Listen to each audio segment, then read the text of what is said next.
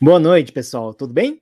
Bem-vindos à minha nona live que vai acontecer até amanhã, dia 10 de setembro. Então, teremos mais um dia de live às 21 horas no horário de Brasília, através do YouTube, Facebook e Instagram. Essas lives, infelizmente, não ficarão gravadas, então aproveita e já deixa no lembrete. Talvez depois eu vou estar disponibilizando alguns conteúdos pelas minhas redes sociais, mas eu ainda não tenho certeza. Então, aproveite ao máximo e fique comigo até o final, que vai ter muito conteúdo para te ajudar na gestão da sua sorveteria. Nas lives, eu vou falar sobre diversos temas ligados ao negócio de sorvetes, quais são as barreiras, quais são as oportunidades e como crescer nesse mercado.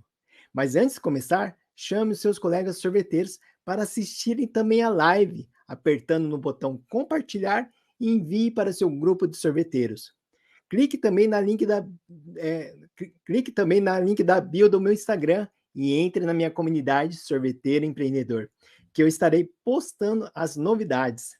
E se inscreva no meu canal Renato Niva Sorveteiro Empreendedor. E como tem gente que ainda não me conhece, eu vou me apresentar mais uma vez. O meu nome é Renato Niva e eu trabalho no ramo de sorvetes há 4 anos, depois que eu resolvi mudar de profissão. Eu tenho diversos certificados na área de gelatos e eu já fui CLT durante 20 anos trabalhando para grandes bancos. Hoje eu sou empreendedor nessa área que eu gosto muito. Eu tenho mais um tema que com certeza vai te ajudar muito no seu trabalho. Nas lives anteriores, falamos sobre os impactos da procrastinação em nosso negócio, as perspectivas e tendências do mercado, as parcerias de negócio e a importância de um bom atendimento. Em dar treinamento aos funcionários, quais foram as principais dificuldades que temos em nossa sorveteria e como resolvemos. Falei também sobre a expansão do negócio, sobre mindset, custo de mercadoria vendido, a importância de saber fazer gelato e sorvete e com isso aumentar o valor do ticket médio. Nessa live, eu vou falar sobre os impactos da pandemia nas sorveterias. Vamos começar? Já se passaram mais de 12 meses desde que iniciou o período da pandemia. Todo mundo foi afetado de forma direta e indiretamente na sua vida. A nossa economia sofreu muito. Muitos negócios, infelizmente, se encerraram, principalmente as micro e pequenas empresas, que não conseguiram se sustentar durante os primeiros meses da pandemia. Esse impacto no encerramento de companhias, ela foi disseminado em todos os setores da economia. Para 7 em cada 10 empresas em atividade, a pandemia implicou a diminuição sobre as vendas ou serviços comercializados.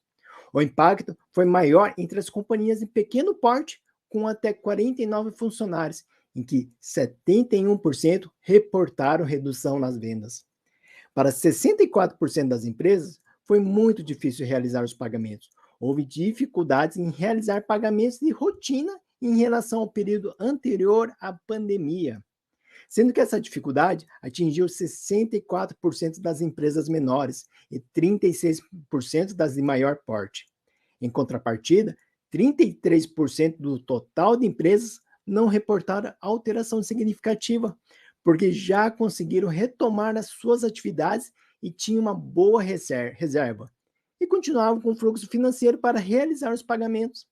A pandemia obrigou as empresas a tomar uma série de decisões sobre os seus empregados. Cerca de 60% das empresas em funcionamento mantiveram o número de funcionários na primeira quinzena de junho do ano passado.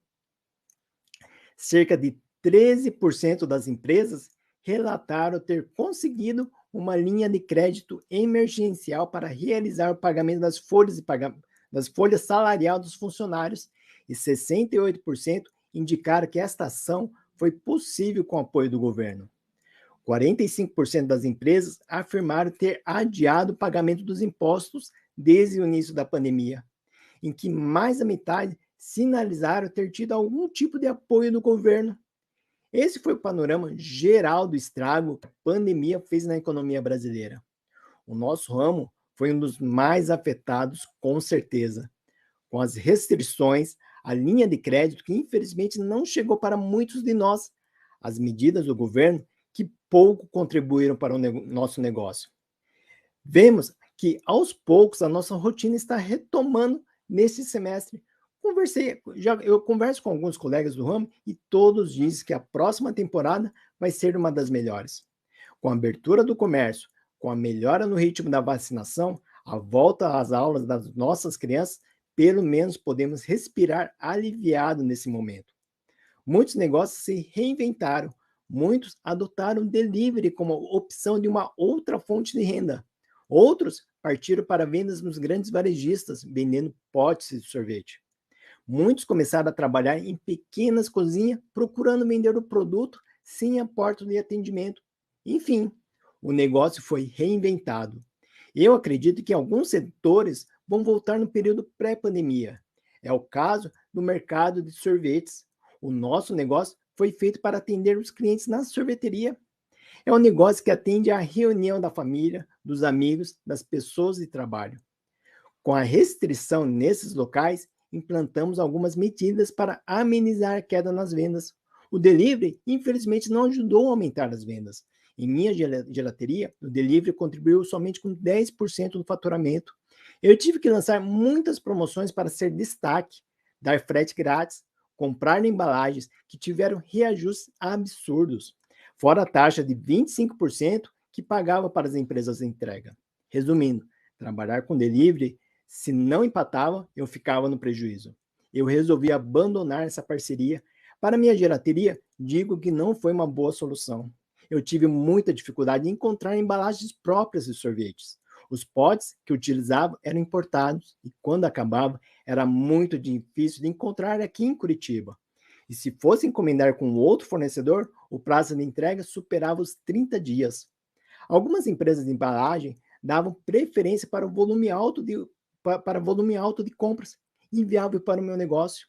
Na época, então, eu decidi mudar de fornecedor, pegar embalagens mais baratas. Muitos clientes reclamaram no início, mas depois eles entenderam a situação e se adaptaram rapidamente ao novo padrão de embalagens que eu passei a utilizar. O que deu certo em alguns casos foi um aumento na venda de milkshake. Eu fiz um preço diferenciado para os sabores padrão, como a baunilha, o chocolate, o morango, todos à base de leite. Implantei o sabor de ovo maltine, utilizando o sabor de baunilha, e eu acrescentei R$ 5, que contribuiu bastante para aumentar o ticket médio. Para outros sabores, eu cobrava o preço normal. Lembra daqueles 10% que eu mencionei? Cerca de 80% dos 10% eram das vendas de milkshake. Fiz testes de embalagem, eu troquei de isopor pelo de plástico e depois pelo pote de papel. Para quem não conhece a embalagem, é um pote de papel com cartão triplex com película protetora para alimentos. Essa película ajuda o papel do pote a não ficar mole com o tempo. É obrigatório utilizar esse modelo de pote em sorveterias e gelaterias. Antes, eu trabalhava com potes de 1 litro e 450 ml. Eu passei a trabalhar com 350 e 180 ml. As desvantagens de trabalhar com opções de tamanho é que a maioria dos clientes podem optar pelos tamanhos mais baratos. O outro ponto é que o delivery depende do tempo de entrega. O raio de entrega não pode ser muito longo. A embalagem de papel suporta bem até 15 minutos. A partir daí, pode começar a descongelar. Já a de isopor aguentava até 30 minutos, dependendo da textura que estiver o sorvete.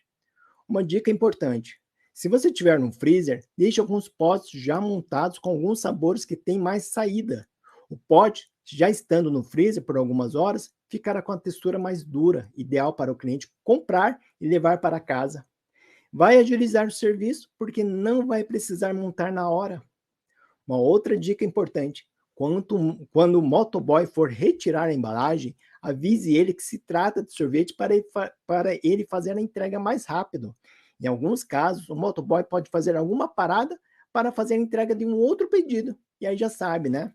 O pedido pode chegar mais mole na casa do cliente. Para quem não tem esse serviço, faça o teste do delivery. Pode se cadastrar em várias empresas de entrega. Quanto mais, melhor. Porém, saiba administrar bem os recebíveis e os pedidos. Porque se tiver muita demanda, o risco de entregar um pedido errado é muito alto. O outro ponto é criar um aplicativo próprio que ficará livre da taxa de 25%, porém deverá ter um entregador ou moto própria e investir na divulgação do aplicativo. Agora vou mencionar as economias que eu fiz durante essa época e que achei muito importante, porque passou a ser rotina na minha gelateria. Eu comecei pelo aluguel da máquina de café. O valor médio do aluguel gira em torno de R$ 500 por mês. Esse valor é referente a uma máquina de três grupos e tem o direito a um moedor de café. O consumo, o consumo de energia é alto, porque você precisa deixar ligado durante o horário de atendimento. É como se fosse uma resistência de chuveiro ligada direto. Você entende? A vantagem dessa máquina é que se ela quebrar, a empresa substitui por uma outra. Você fica livre disso. Mas uma máquina de café dificilmente quebra. Não necessita de manutenção. Eu já aluguei durante 2 anos e eu nunca precisei de nenhum tipo de manutenção e nem de chamar o técnico. Você precisa avaliar a necessidade de pegar uma máquina desse porte. Primeiro, o carro-chefe da sua sorveteria é somente sorvete. O café é um complemento. É mais fácil adquirir uma máquina pequena de um grupo ou mesmo essas de sachês. Essas máquinas não consomem muita energia. Você pode comprar por até R$ 1.000, dependendo do modelo. O sachê unitário ele custa em torno de R$ 2,50 e pode ser vendido por R$ 5,00, uma margem de 100%. Caso não queira adquirir uma máquina, você pode pegar por consignação. Nesse caso, você não paga aluguel, mas é preciso comprar o café com o fornecedor da máquina. São máquinas de apenas um grupo. A validade do produto é de até 2 anos. Porque o sachê ele é ensacado a vácuo. Não trabalhe somente com café expresso. Existem outras bebidas como o cappuccino, o macchiato, o café latte, o carioca, que agregam valor ao café. O cappuccino pode ser vendido a R$ 8,00. Procure aprender como se extrai um café nessas máquinas. Existem cursos de até 1 dia para aprender. Pode treinar os funcionários ou mesmo contratar um barista que extrai um bom café. Aqui em Curitiba é muito valorizado as cafeterias. No norte do Paraná e em Santa Catarina são grandes produtores de café, por isso o alto consumo na região. E vamos falar agora sobre a principal despesa que temos, o aluguel. O proprietário, ele foi parceiro durante a época de pandemia? Ele te ajudou de alguma forma? Ele concedeu desconto? Cobrou normalmente? Não teve negociação? Eu vou contar um pouco do que eu acho disso tudo.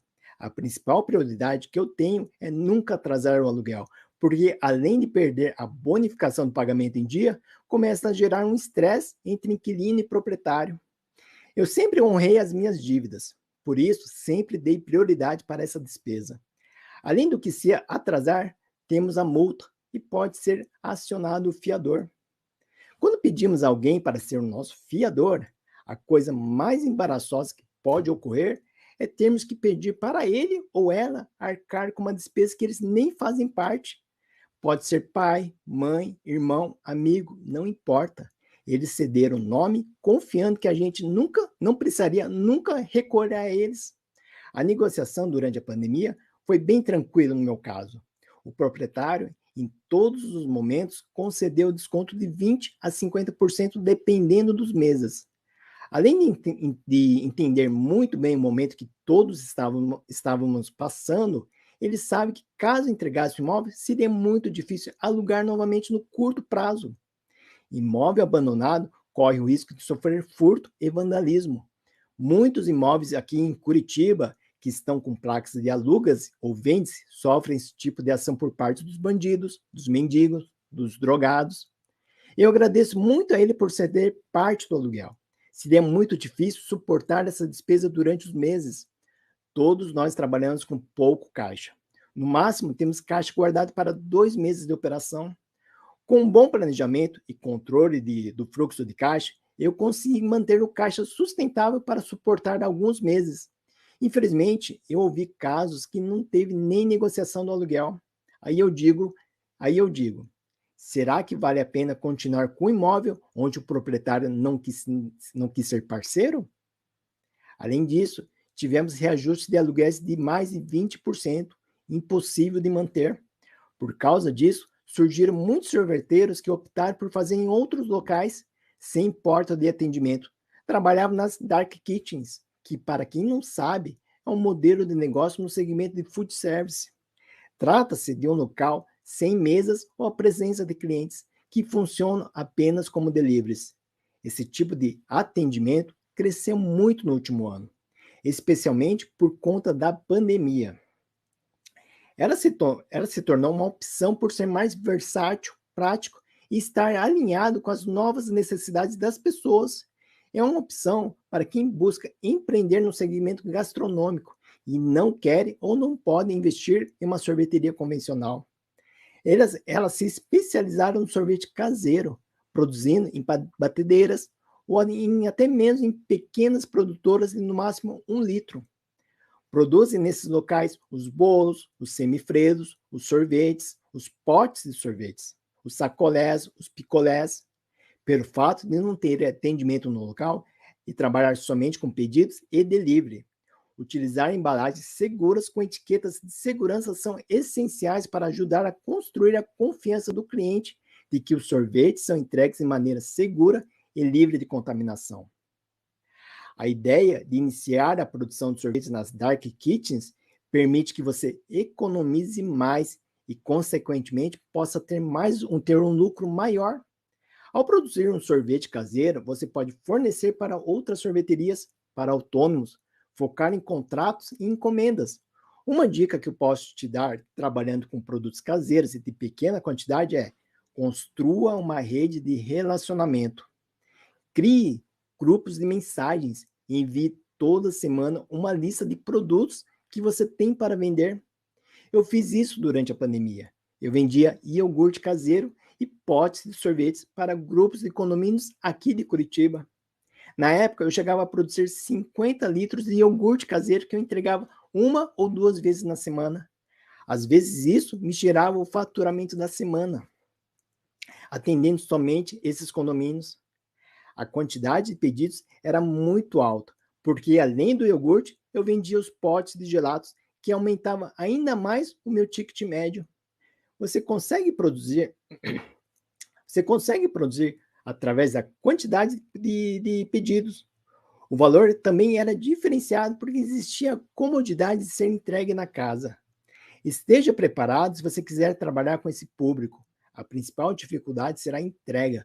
Precisa ser muito bem planejado por causa do roteiro. Eu demorava em média 1 hora por condomínio para conseguir fazer todas as entregas. Agora eu vou falar sobre o meu atendimento na gelateria. Eu procurei ao máximo otimizar a quantidade de sabores oferecidos lá. Durante a semana, eu decidi diminuir os sabores para economizar com matéria-prima. Ao invés de trabalhar com 18 sabores, eu passei a trabalhar com 6 sabores. Nisso, eu foquei em trabalhar com sabores mais gourmetizados.